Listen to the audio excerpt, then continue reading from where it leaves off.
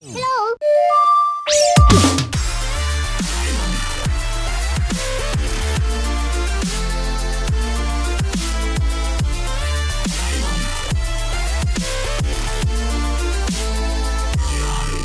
Hello everyone, Conrad Vanis here and welcome to CR's Nintendo News. These are some of the headlines that we have in today's program. Big eShop sales. Nintendo Direct mini-series. First Switch games confirmed for 2021 and possible Nintendo delays. Now, before we go into the stories, be sure to leave a like, and if you haven't done so, subscribe plus press that notification bell and again for all notifications, as we now push for 300,000 subscribers. And give you a thumbs up for more weekly Nintendo news summaries, which we begin with big eShop sales from Square, Capcom and Activision Blizzard. Let's get straight down to the point. Square Enix, Capcom and Activision have their current summer sales going on in the Nintendo Switch eShop until at least July 30th. The biggest titles on sale from all three include the Trials of Mana remake, which was released earlier this year and is down from $50 to $40, the Collection of Mana, a number of Final Fantasy games, Diablo 3, Overwatch Legendary Edition, Spyro's Reignited Trilogy, Crash Bandicoot Insane Trilogy, Crash Team Racing Nitro Fueled, Dragon's Dogma, Phoenix Wright Ace Attorney Trilogy, Monster Hunter Generations Ultimate, Okami HD, a number of Resident Evil games, Devil May Cry 1, 2 and 3, and Mega Man 11. Oh, and the Mega Man collections. In other words, a number of classics from recent years minus the major Dragon Quest Switch games are on sale. Overall, a good sale for titles that are great to enjoy now that we have little to no Nintendo Switch games coming out in the next month or so. Speaking of, Nintendo Direct Mini Partner Showcase Series. We all hope for a proper Nintendo Direct, or at least another first-party, third-party mix mini Direct, similar to the one in March. But instead we got a third-party Direct Mini Partner Showcase, which disappointed many Nintendo fans around the world. The presentation, which Nintendo has announced as the premiere for a new series of Partner Showcase Mini Directs, lasted barely 8 minutes and consisted of 4 new games, and Cadence of Hyrule DLC updates. At least in the West, as the Japanese Nintendo Direct Mini Partner Showcase consisted of 4 additional minutes and a number of titles that were simply not shown in the Western Direct Minis. This disparity between Japan and other regions is not promising, and with more mini partner showcases inbound for the rest of 2020, we hope Nintendo will reconsider the format and include at least one first-party reveal in each of these. If not, interest for this concept will dwindle rapidly, while the number of dislikes will rise, which would not bode well as the Direct Mini currently has 3 million plus views, 98,000 likes, and 75,000 dislikes. If you're interested in hearing our, along with Roger Space and Nintendo's much more extensive take on the new Messy Direct Mini Partner Showcase series, then we recommend checking out this video in the card. But now over to the highlight of an otherwise greatly underwhelming Nintendo Direct Mini.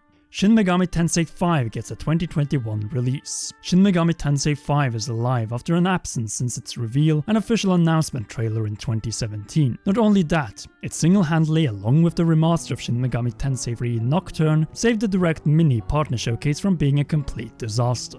Sadly for some, both the HD remaster and Shin Megami Tensei 5 are both slated for a 2021 release. In the case of the remaster of Shin Megami Tensei 3 Nocturne, it is in spring, and for Shin Megami Tensei 5, it is coming later on in 2021. The fact that Shin Megami Tensei 5 might come in 2021 has been known for a while, as it will be over 4 years since Atlus first teased the game during the 2017 Nintendo Switch presentation. What came as a pleasant surprise though was that the game would not only come in 2021, but also be simultaneously released worldwide. This is a first for Atlus, who has always launched their Shin Megami Tensei and Persona games, first in Japan and then several months or even a year later in Western markets. We don't have to look further than to Persona 5 Scramble Phantom Strikers, which is still waiting for its Western Nintendo Switch release. Anyhow, that was the confirmation of Shin Megami Tensei 5, a Nintendo Switch exclusive for 2021. Even so, it wasn't the only new Switch game confirmed for 2021, as Balan Wonderland is coming to the Nintendo Switch, also in 2021. Balan Wonderland, a new 3D platformer and IP from Square Enix, and the original creators of Sonic the Hedgehog Yuji Naka and Naoto Oshima, is coming to all current and next-gen systems, including the Nintendo Switch in 2021. More precisely, spring 2021. The reveal came right prior to the Xbox Series X Games Showcase and was a surprise to many, as the game definitely has a 3D Mario style blended with Sonic game mechanics. Only that it also can be played by a second player, and also shares similarities to Sega Saturn's Nights into Dreams and GameCube's Billy Hatcher and the Giant Egg. both which the main developers of Balan Wonderland had something to do with. Personally, I'm looking forward to what, based on the trailer, will be a solid new 3D platformer, which we desperately need as new 3D Mario releases are usually 3 to 4 years apart from one another on Nintendo systems. Speaking of Super Mario and Nintendo games, possible Nintendo delays.